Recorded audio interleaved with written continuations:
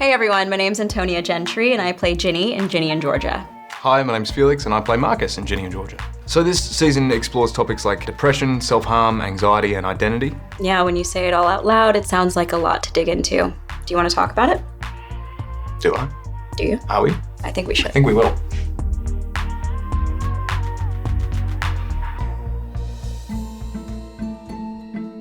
For me, I think self-care is the little things that make you happy. I think it's the little things that take your stress away, and even if it's as simple as sitting and watching TV or playing some music for me, there's those things that are kind of like easy, tangible things to do. And then there's kind of the more, like it's a responsibility. Like I think going to therapy or setting healthy boundaries with people, like making sure that you're communicating around what you need. I'm really stressed and I'm supposed to recognize when I'm stressed, so tell me a joke. I don't want to think about anything serious. Do you know that if you clean a vacuum cleaner, you become a vacuum cleaner? Treating it as something as simple as like brushing your teeth every day. Like if someone said they didn't brush their teeth every day, it would be like, oh, maybe you should give it a go. Yeah. Instead of looking at it as something that you like, oh, there's something wrong with me, I have to go to therapy.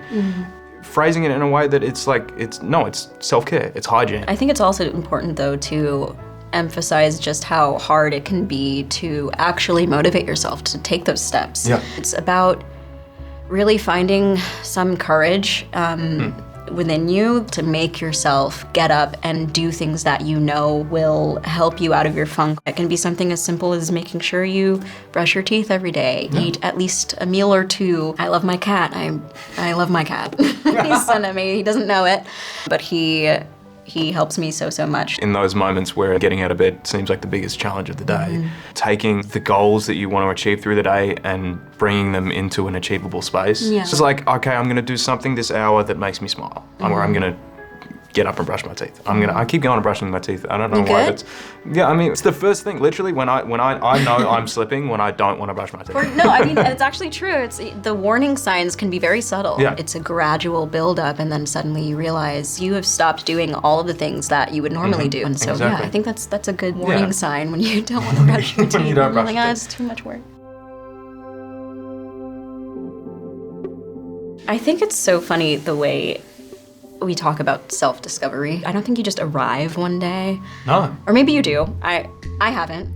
Not yet. I certainly think it's more of a journey than Yeah. I don't think that you wake up one day and go, oh, this is who I am. Yeah, I think it becomes dangerous when you try to be someone you aren't because of shame. And so they try to be someone they're not. They try to do things that they're not comfortable doing. And rather than feeling like they found it, they're even more lost. I know that's something that I've struggled with. If I don't feel comfortable right now with who I am or with what I'm doing, rather than being ashamed of that, let me try something that I think I would enjoy.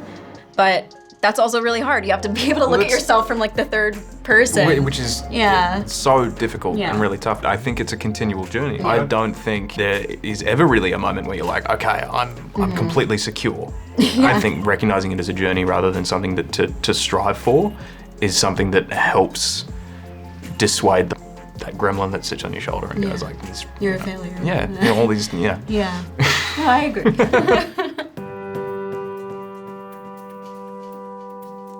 I'm really similar to Marcus in the sense that if I'm not doing well, I'll withdraw from everyone, especially the people I love, because it's just too hard. It's really hard to admit that I'm not doing well. You know, I don't want to let them down, and so it's easier to not be in touch. Through recognizing that and through doing a little bit of work on it, like trying to counteract that and be proactive and be like, hey, this is how I'm feeling. Recognizing and being open and communicative is key. Destigmatizing it. It's normal. It's okay to be. It's also a normal experience that a lot of people go through. Totally, but that's, you know, the way we view the world now. You just like scroll through and people curate their best versions of themselves that isn't even true. So you're faced with like, you know, that's what really astounds me, is that how similar everyone is. and yet we still play And into how we this all cycle still lie of to just each like, other. Yeah. you know, and putting it up. If the people around me and the people who love me know where I'm at, it's easier for other people to understand and to empathize, and for them to share with you as well, Yeah. because you can then be a support to other people in that kind of time. You never know who in your life is there to help you unless you actually allow them to help you. And it's important to have people who understand that and who are patient, but you also have to be patient with yourself. I've been able to find people in my life who are very open about mental health. It just demystifies everything. If my friends aren't doing well, we know this. Yeah. We all know it, and we are there to support in whatever way is respectful, but also without abandoning them, without shaming them. It seems like communication is the spice of life. Yeah. Like, 'cause if people can communicate, then people can be honest, people can be proactive. Yeah. At the same time, recognizing that it's really hard to communicate it. Yeah. It's tough. I don't want to talk. Okie doke.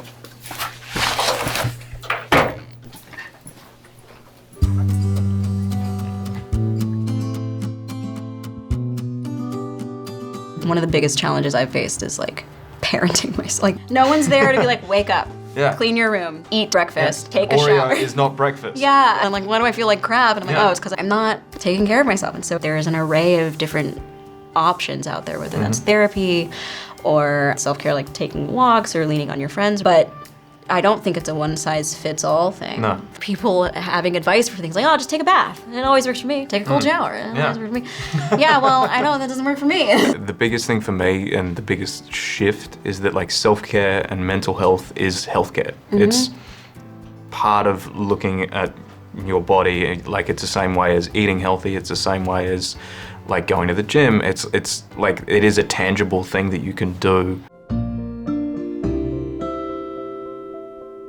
A big fear of mine is failure.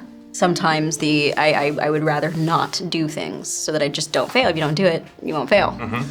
But then I realized that if you never actually face those things, you're failing. And failing is a part of life. You can't learn without failing. You can't learn without it. Yeah. And so I think for me, it's just kind of reminding myself, like, look, this is a difficult thing.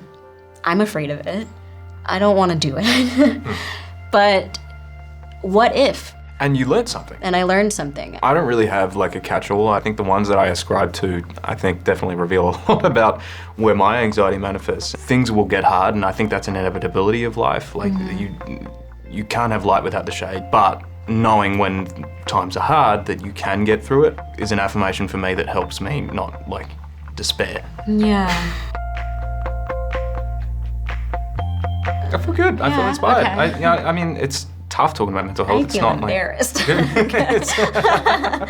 it's hard to be vulnerable. I feel good after this conversation, but I never want to walk away from a conversation about mental health thinking like, oh, I figured it out, you know, because I don't think that's true. Like, that's just lying. The goal ultimately is just to break down stigma. The reality for many people is that life is hard. Life goes on, and you know, we all are experiencing challenges every single day, and you're not alone in that, so. Well, I'm not going anywhere. Neither am I.